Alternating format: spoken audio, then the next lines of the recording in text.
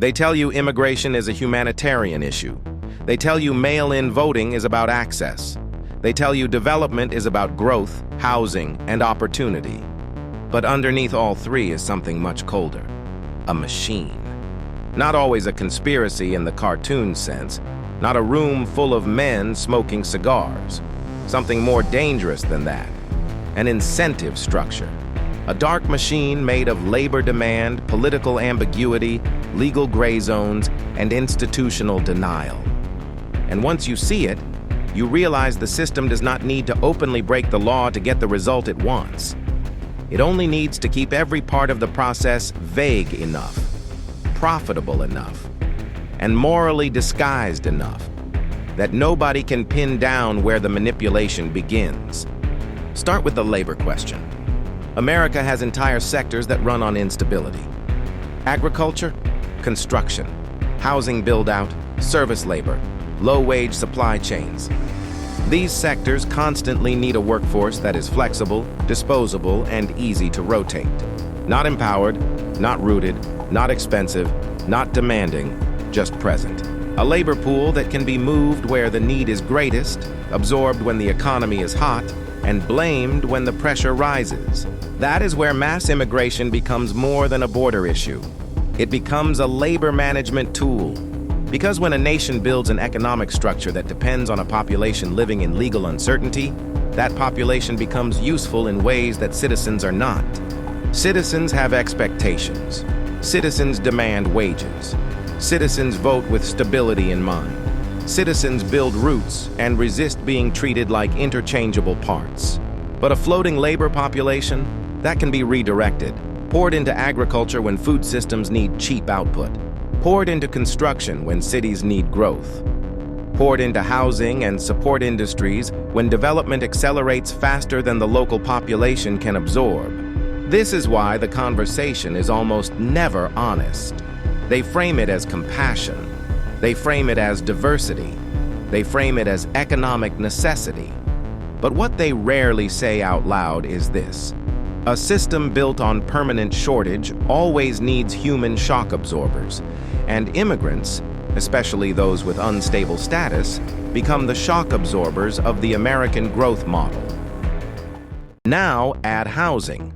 The country has a housing shortage, a manufactured housing shortage, an affordability crisis, a labor shortage in construction, a zoning bottleneck, an infrastructure bottleneck. So what happens? Cities want growth. Developers want approvals. Contractors want workers. Politicians want ribbon cuttings. Banks want loans moving. Local governments want tax base expansion. Everyone says they want to solve housing. But solving it requires labor, a lot of labor. Fast labor, cheap labor, replaceable labor. So the same machine that creates instability suddenly finds a use for the only fluid structure in the system, the migrant labor pool. Now the loop tightens. More population means more housing demand. More housing demand means more construction pressure. More construction pressure means more need for flexible labor. More flexible labor means more tolerance for immigration chaos. And immigration chaos, once normalized, becomes politically useful. That is where elections enter the picture. Because once population flows, labor flows, nonprofit flows, and local development flows all begin moving together, political power follows the same path. Here is the part most people miss. Modern election control does not require obvious fraud. It does not require someone stuffing boxes in a smoky back room. That is the old image, too crude, too easy to prosecute. The modern version is cleaner. You shape the battlefield.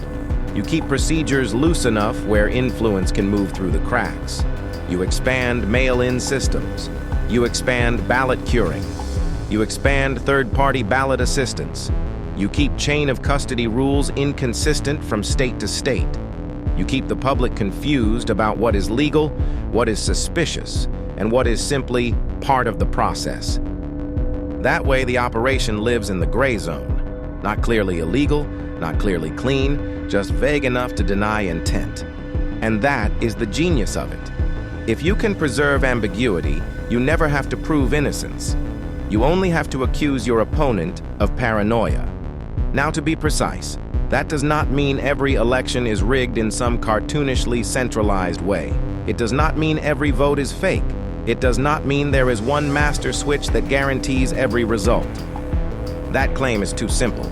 The darker truth is more sophisticated.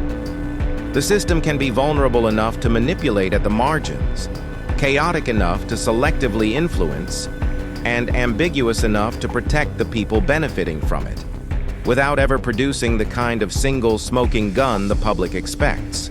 That is how modern power works, not through obvious lawbreaking, through legal asymmetry, through selective opacity, through procedures designed to look compassionate, inclusive, and democratic on the surface, while quietly expanding the room for organized influence underneath.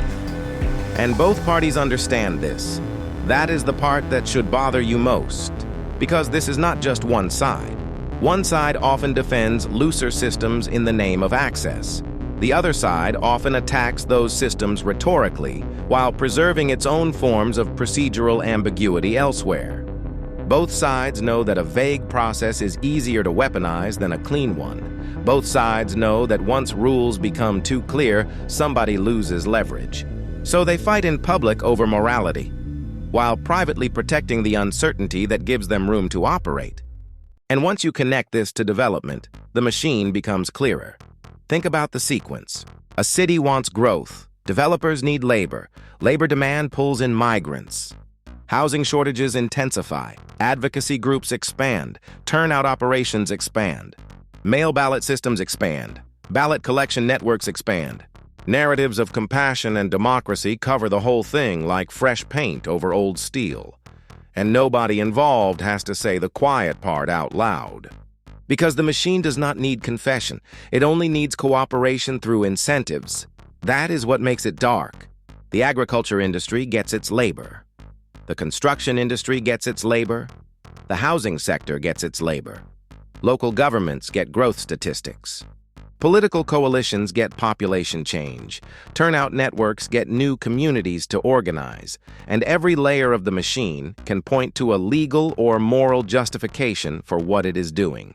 That is how modern systems survive scrutiny. Every part has a defense. Every actor has a script. Every contradiction is buried beneath a higher-sounding principle. Every contradiction is buried beneath a higher-sounding principle: compassion, access, growth, equity, democracy, workforce needs, affordable housing. But beneath the language is the same cold reality.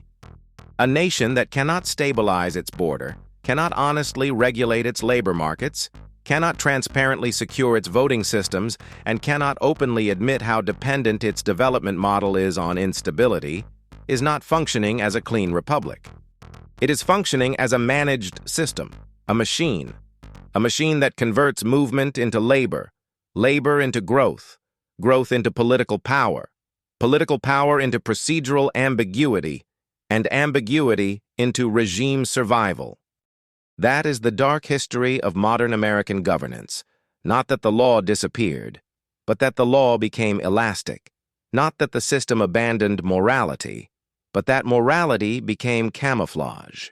Not that the public lost its vote, but that the process around the vote became so sprawling, moralized, and opaque that control no longer needs to look like control. And that is where the real danger lives, because the most durable machines are not the ones built on obvious tyranny. They are the ones built on plausible deniability.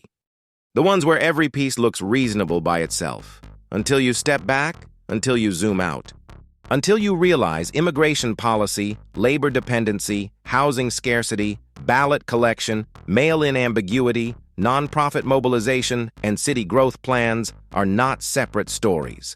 They are connected gears.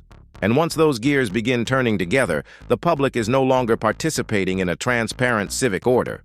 It is living inside a self-protecting machine, one that feeds on vagueness, one that rewards confusion, one that punishes clarity, and one that can keep producing the outcome it wants without ever admitting it was designed to. The system does not need to steal the vote if it can shape the terrain beneath it. The darkest machines are not hidden because they are invisible. They are hidden because each piece looks normal on its own. In America, power rarely needs to break the law. It only needs to stretch it until the public forgets what clean governance looked like.